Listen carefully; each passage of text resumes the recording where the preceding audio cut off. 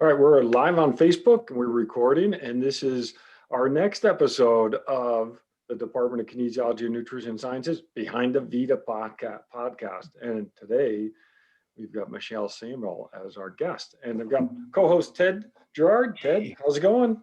Good. Really excited to do this, our second episode, and you're somebody that I know very well and I work very closely with on a daily basis. To have Michelle Samuel join us today, I'm really excited to learn some new things about her. So this is we'll see if I learn anything new. Well, yeah, this is almost you've got a big advantage over me because you two work a lot with the athletic training education program and do a fantastic job. And so I know you two have spent a lot of time working that way. But yeah, let's see what we can discover behind the Vita. Okay, so my first question for Michelle is, and I know this, so I'm going to start this. I know you've lived in a lot of places. And so other than Las Vegas, my first question for you is, where was your favorite place you ever lived and why? So good question. My favorite place I've ever lived is going to sound a little unusual for all the places that I've ever lived in, but it was Omaha, Nebraska. So I've lived in many states and lived out of the country. That happened to be my favorite place. Honestly, it was because of the community and the relationships that I formed when I was there. I have individuals that I grew friendships with that I still keep in touch with today that are really important in my life. And so it was just a really great environment. It was a great place at the time that I was growing up to raise kids and have a family. And so it was just a really comfortable environment. So that was my favorite. Some people may think not the most exciting, but it was fun. I've had the pleasure of going to a couple of conferences in Omaha, and both times I've loved it. I've just thought it's a very underrated place. I'd also like to add that, life is about like who you're around, right? I often think you can go to this awesome restaurant and with people that you don't really like or they're kind of annoying to you, their food's not as good, right? But you go to, I don't know, some fast food place with your best friends and it could be the best meal you've ever had. And I think it's a lot like that with, when we live in different places. So I'm really glad to hear that. Well, okay, so hold on a second. I've already learned something. I thought you were originally from Las Vegas. So where do you call your hometown? Yeah, so that's a little tough being from a military family. So I was born in Sacramento, California, but only lived there for a few years before we moved to the Midwest. So we spent most of our time in the Midwest. We lived in 3 different Midwest states for probably 12 years. Lived in Europe for a few years and then moved out here just after high school. So I've lived in Las Vegas the longest time frame. So it does kind of feel more like home now since I've been here so long, but Midwest is where I actually grew up. Okay, so then what was the attraction for your family to Las Vegas? Was it purely a military thing, or it was your father, right? Yes. Did you have a choice, and this was a choice? Because, I know later in your career, you sometimes have some more choice. Yeah. So with his situation, he was given a few options of different locations he could choose from. So it was a narrowed choice. Okay. Yeah. So, but he did get to, pick Las Vegas out of a small list of different Air Force bases that he could go to. So he was assigned to Nellis Air Force Base. And, honestly, I was considering staying in the Midwest for college. As you could imagine, I was going to go to school in Nebraska. So I was going to go to UNL. They did not have an athletic training program, though, at the time. So that was one of the deterrents. And my dad actually found UNLV and found the sports medicine and athletic training program at the time. So I actually owe it all to him that I ended up here because he convinced me that I should come here, that it would be better, not only financially, but just for me to have a good support system as I was starting college. So even though I joke with my parents that I came kicking and screaming, they were taking me away from all my friends and all those relationships I had formed. But I realized in the long run, it was ultimately what was best for me. So I'm glad that he did some convincing there. That's awesome. So you mentioned athletic training. So I got to ask you, what injury did you have that got you interested in athletic training? How did you know? It's almost always the part of the story for athletic trainers, right? So I had 2 kind of major injuries when I was in high school participating in sports. I participated in track and did hurdling and high jump. And I had a bad lumbar injury with high jump and really didn't know what was going on or what to do. We didn't have an athletic trainer at my school, and didn't really know, what was going on or how to help it. And it was season ending injury for me. So that was definitely a major factor for me. So that was probably the biggest injury that I had that ultimately got me interested in sports medicine. So the high jump. Mhm. So how did you discover that? Because the high jump is, I mean, that's a pretty specialized event. How did you discover that you would do well in the high jump? Was it just, after practice, you would just start jumping with others, or? Yeah, yeah. Actually, in middle school, both hurdling and high jump, I feel like are similar in that nature. It's not something that you naturally do. Mm, So, yeah, I was exposed to it in middle school and had some club track teams that I participated in, and just had coaching staff that encouraged us to honestly just try everything and that's see great. what we were good at. So that's kind of how I found both high jump and hurdling, was from coaching. So it was a lot of fun. That's great. Yeah, very unique. That's awesome. Okay, my next question that I've always wanted to know the answer to is where and why the love for Disney and Disney characters? Oh man. Okay. So I know you do. I know right. you have an affinity for that. Yes. Where'd that come from? So you said for Disney and also Like Disney Disney characters. characters. Okay. Well, I mean, I don't know, just growing up as a kid, I feel like that was a common choice for movies, right? Mhm. So I think just growing up with it from a television standpoint, certainly I didn't live anywhere near Right. any of the parks, right? Mhm. So I didn't visit Disneyland until I was an adult. I did have a chance to go to Disney World when I was a little bit younger, but it's not like we regularly visited the park. So it was probably more just from movies, just the love of the Disney movies. But one fun fact is my husband and I had our first date at Disneyland. Mm, So I think that probably is what helped to grow that love of Disney. It just became a special place for us. We ultimately ended up getting engaged at Disney World during a trip to Disney World. He proposed. So, yeah, so we've kind of formed this love of Disney in our relationship, and a lot of our milestones are associated with something to do with Disney. So, So your seminal events, right? Yeah. right.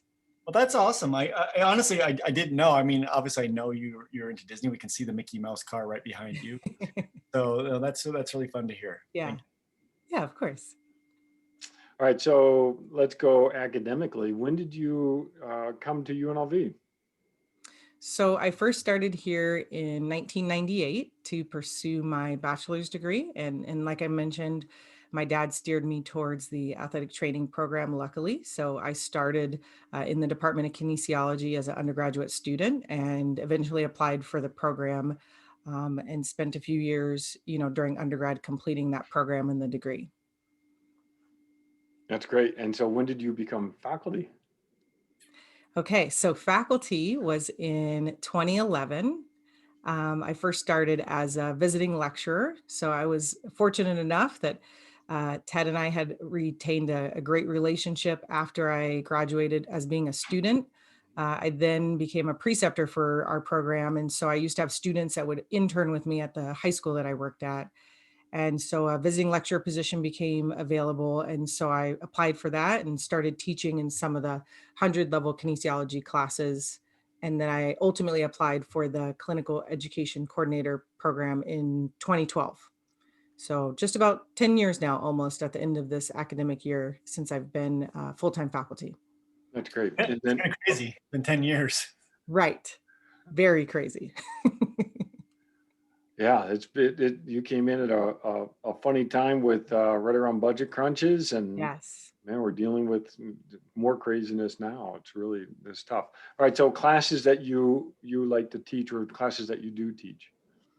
So I teach lower extremity evaluation and also therapeutic exercise. Those are my two primary courses that I really enjoy because I get to interact not only with athletic training students, but also our kinesiology students.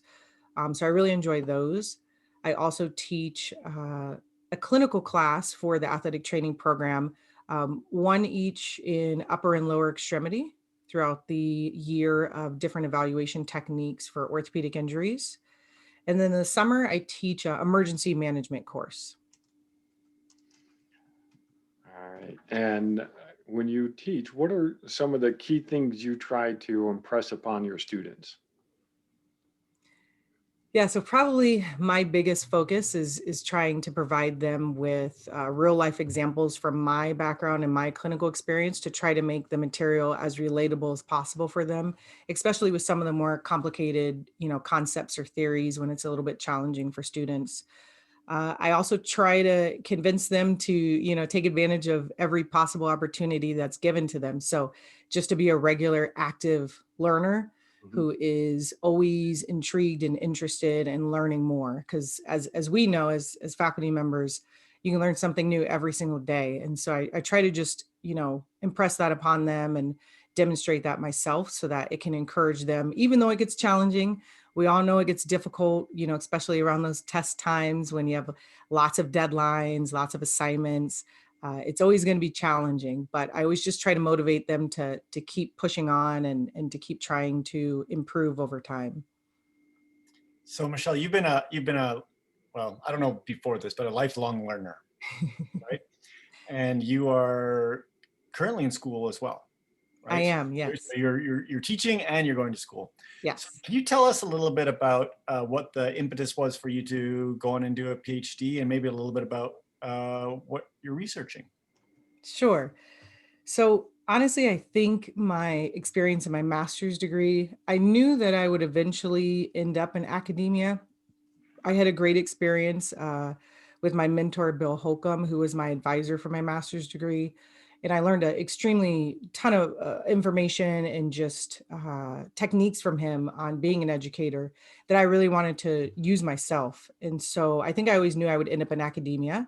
And so I knew that ultimately I would probably need to obtain a PhD in order to successfully continue that path. So that was one uh, reason, was that I wanted to be involved with educating students. I'm very passionate about that and helping them to obtain their goals and reach their career, fields that they're trying to get to.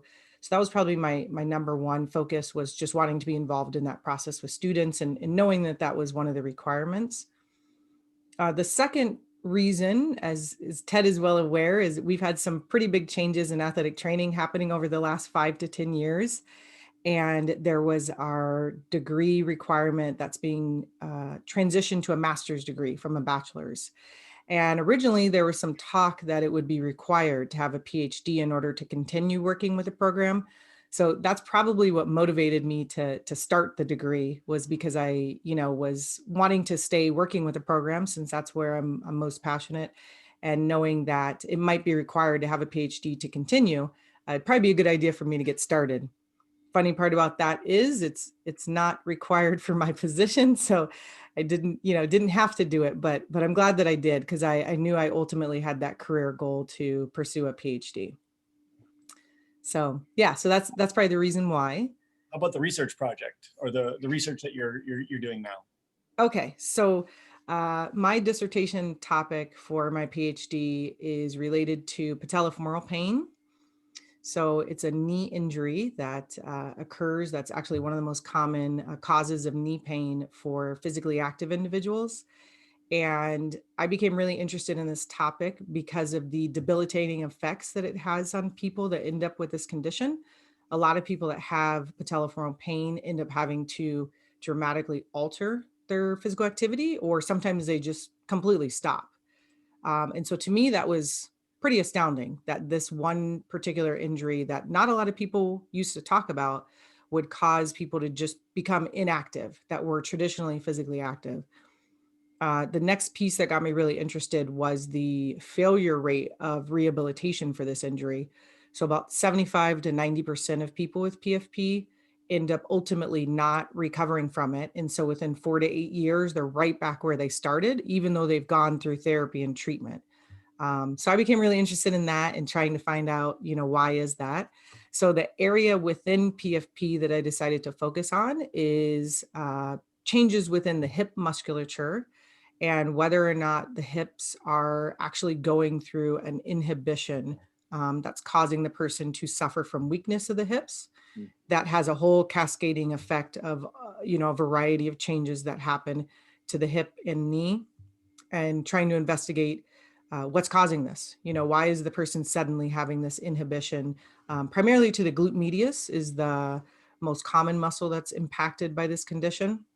And so I want to look at why that's actually happening. So did you have a PFP problem? Yes. So going Yes. back all the way around to John's question, going back to high jumping. So what's your story as far as that injury? Yeah. So I luckily didn't have this condition when I was adolescent. I actually didn't develop this until adulthood, probably within the last 10 years. So again, I, started my degree about 5 years ago. So that kind of makes sense that I had the condition for a few years. So definitely a personal experience of having PFP myself, just on one side. And so I've experienced the changes in physical activity due to the injury. I actually, within the last year, intentionally started buying some new equipment in order to not stop physical activity, but try to lessen the stress that my joint is experiencing, because it does become debilitating because of the pain that it causes. Honestly, in our world, you could make a living just off of that one injury if you could successfully treat people, because it's epidemic level in our society for sure. So I think it's a good place to be if you can if you can figure it out. Right, exactly. All right, so maybe related to that, let me ask: Merlot, Cabernet Sauvignon, Zinfandel, which one? So you gave me all red wines. Oh, Is that all intentional? right. So you already know more than I do. That's okay. I'll pick one of those. So if I had to pick one of those, I would probably go with the Cabernet. Oh, Yeah. interesting. Good. Yeah. All right. So, but then again, if you were to buy for yourself any wine, what would you buy? That's tough right now. I'm actually drinking a diverse variety of wines right now, because I'm trying to. A lot of people know me as a picky eater, and so I'm trying to expand and be more open. I used to actually not drink red wines at all. I only drank whiter blush wines. But my husband's helped me with that. He loves Pinot Noir. That's his favorite red wine, and so he got me drinking that, which I do like. So I would go between somewhere between a rosé and Moscato would probably be some of my more favorite wines. Somewhere between semi-sweet and sweet. So I have to ask you about the picky eating, because I've eaten with you many times. So you're trying to expand. What is the most recent expansion in your palate, or in the foods that you will eat? And how did you do that? Okay, so I'm not as daring with foods. Okay. It's wine is easy. Wine is easy. Right. So I would say, for me, most daring, because again, I'm not very adventurous when it comes to foods. I recently, probably within the last year, have been more open to trying sushi. But I have to admit, I eat what I call fake sushi. Okay. What does that mean? It means that it's going to be sushi that has cooked fish or shrimp or crab on it. Like a tempura, something. Right. Okay. Right. That's So all right. I haven't tried raw. That's a gateway. It's a gateway sushi. Right. Exactly. Well, you got to go to the right place for good raw sushi. And fortunately, I've had the chance to go to Japan, and that's where we've gone. We go to the seaport, and then we have sushi at the seaport, and that's fresh, and that's great. But they still have cooked seafood or sushi at our sushi restaurants that we go to there. Yeah. Well, I'm proud of you for trying to expand yourself. That's good. Yeah. So it's a good area to expand. So it's sort of funny, Ted, I don't know if you know, but my wife and I went to a wine class that was offered here on campus, and we got in a class, and Michelle and her husband were there too. And that's how I knew she's enjoyed wine. But Oh, Michelle, it really sounds like you know a lot about wine. So do you continue to study or read up on different wines? Yeah, so it's definitely a fun hobby of mine to learn about wines, to do wine tasting, visit, different regions that make wine because you're going to get different varietals in every area. Certainly no official training whatsoever. So it's all just been for fun. But yeah, I enjoy it. And even just visiting vineyards, if you don't drink wine, some of these areas are just beautiful to visit and just to go to their facilities and see the actual vineyards. They're usually in a little bit more rural areas, so you can really take in the landscape and enjoy that as well. So it's pretty fun. and where's your favorite vineyard you've been to? What area? Oh yeah, so my favorite vineyard is actually on the way to Monterey, California. So if you drive from Las Vegas to Monterey, you'll be able to drive through a few areas with different vineyards. So Temecula's probably the first stop that we go to. Santa Barbara, right outside of Santa Barbara, there's a few areas with vineyards, and heading into Los Olivos is a small little town that has some fantastic tasting rooms and vineyards. It's a great place to visit. And then if you head up the coast towards San Luis Obispo, there's a French rosé winery that's out there that just has a fantastic area. Landscape is just gorgeous. Like they did a great job building their facility, and it's just really nice. It's really relaxing. You feel like you're kind of out in the middle of nowhere. It's really quiet and serene, and they have good wine, so that's always nice. So California, basically. Yes, yes. Perfect. All right, so when you're visiting one of these, I'm sure that you meet new people Mhm. and they ask you, what do you do? And you say, well, I teach in the athletic training program. What's the first question they're going to ask you?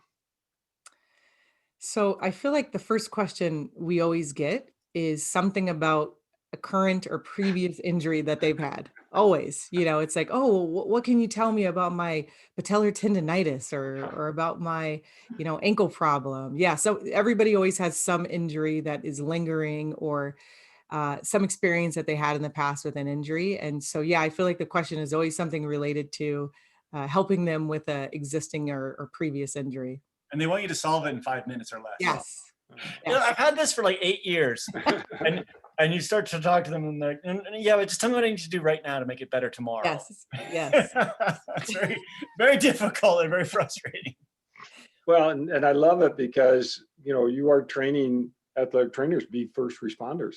Mhm. And they're probably very likely to be the point of access to healthcare for a lot of individuals. So, I'm thinking high school mostly, and maybe, the athletic trainer is the only healthcare provider that they have access to.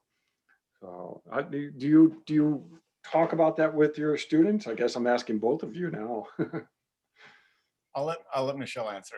Okay. It's her interview. Yeah, so we rely on a lot of our local high schools for clinical sites, and we're really fortunate to have that relationship built with the athletic trainers that work there. So we definitely try to prepare our students for that scenario because it's very real, especially in our city. We have a lot of high schools that are in areas where it's difficult for individuals to get healthcare. And so you're absolutely right. The athletic trainer may be the only person that they see for a year or maybe even longer that's related to healthcare. And so not only are they a first responder in relation to maybe injuries or illnesses that they're suffering from, but it ends up being the only person that maybe takes their blood pressure or, takes their temperature every now and then, or, just does some basic vital signs. So we definitely talk about that with our students and impose the importance of that role that they play and how they can be a great influence on individuals. We do actually scenarios like blood pressure is a great example. We do a scenario about students being involved with pre-participation physical exams. Mhm. And part of that is vital signs. And a lot of times people think about physical exams, they're thinking like strength or motion, which is important, but there's also a medical aspect to the evaluation. And so blood pressure happens to be one of them. And we have a scenario where the students identify an athlete with high blood pressure. And what should you do? Should you say something? How do you handle that? Should you refer the person? Because again, they may be the first healthcare provider that student athlete is seeing. So it's really important for them to be aware of these underlying conditions that these patients might be suffering from, so that they can properly refer or clinically diagnose if it's appropriate. In a lot of the schools, I've always said this, that the athletic trainer is their primary care. Like, because they just, there's a lot of these athletes that end up, like Michelle said, not going anywhere else, and can have conditions that are festering for years. And, their parents don't know about it because they don't have a good relationship, potentially even with their parents, or their parents don't have time to deal with it. And, just even having an understanding as an athletic trainer of like just over-the-counter drugs, because these athletes are 15 or 16 years old, they're obtaining drugs from their teammates or their teammates' mom. They're like, oh, your knee hurts, here, take all this Advil, for example. Right. And they don't know. They're like, oh, okay, take it. Because, Steven here, he takes it, so it's good for me. And so for the athletic trainer at the school to have an understanding of those things and the general medical concepts it's so important. And, it's something most athletic training students, when they get into athletic training, have no idea that that's a big part of their role. And then I'll take it one step further, even, is also understanding insurance and understanding where these kids can go and why they can't go places for coverage, and helping them and their family navigate through insurance and potentially even into Medicaid. And they may not even know they're eligible for Medicaid, and where they could actually get good treatment. And that's a piece of it as well. And it's something that oftentimes is overlooked. So I'm glad you asked that question, John. Well, and you two do just such a fabulous job with the athletic training program. I mean, obviously the stats all, stack up in your favor in terms of students passing their exam first time that they take it. And your students are really well prepared. So, this is Michelle's behind the Vita, but really the two of you have really formed just a real great team in building this program. But now I'll switch gears one more area. Dog. Tell us about your dog. Yes. I thought you were going to say dog or. Yeah, well, I already knew. That's the beauty of doing Zoom, is we get to know some things about people, right. And I did notice the Mickey and Minnie Mouse, but now I know that a little bit more behind your shoulder right. there. So that's neat. So you have one dog? Yes. So we have one dog. Her name is Ivy. She's a pretty small dog. She's only 35 pounds. She looks like, every time we take her out, everyone thinks she's a puppy, because she is small and just kind of has that natural look of a puppy. And she looks like a lab puppy. So we know she's mixed with lab and something else. We think some kind of terrier, but we're not sure. But yeah, so she's a lot of fun. We've had her since she was 6 months old, and she just actually turned 8 in January. So. Oh, wow. Yeah. That's great. It's funny because, I haven't seen her maybe in just over a year, and I still think of her as a puppy. Right. You're right. She looks like a puppy, and has the puppy personality. Yes, definitely. Definitely. Extremely playful. Ted kind of knows she's very skeptical of new people. So she's very shy, very timid, but extremely friendly. So we always joke with her that, if only she knew the attention she could get if she wasn't so shy, she would have lots of people to play with. But she'll kind of hide in the background for the first, 10, 15 minutes if new people are around. But she's really playful, really fun. So she definitely still acts like a puppy. That's great. This has been so much fun to talk with you. Okay, so I already knew you're a great instructor, a great teacher, and your approach to lifelong learning. That's fantastic. I already knew about your wine interests and your dog. I did not know about the Disneyland, and how cool that you got engaged at Disney World and your first date was at Disneyland. That is really pretty special. Ted, did you learn anything new? I learned a little bit more about Omaha. I didn't know that either. Which I knew she was, spent a lot of time in the Midwest. I wasn't I did not, for some reason, I couldn't remember exactly that you were in Omaha. And so I think that was the big one for me, was the Omaha. That's awesome. Yeah. Michelle, thanks for jumping on with us. This has been And great. I learned she actually would try something new. Oh, well, and sushi too. Yeah, that's a big one. That's a big one. Like, Yeah. that's a big- We have to have a sushi party. Yeah. There we go. Sushi and wine. Yeah, there you go. That's great. All right, awesome. This has been a lot of fun talking. Thank you guys so much. I really appreciate it. It was a lot of Thank you. fun. Thank All you. right. It was super fun. Bye-bye.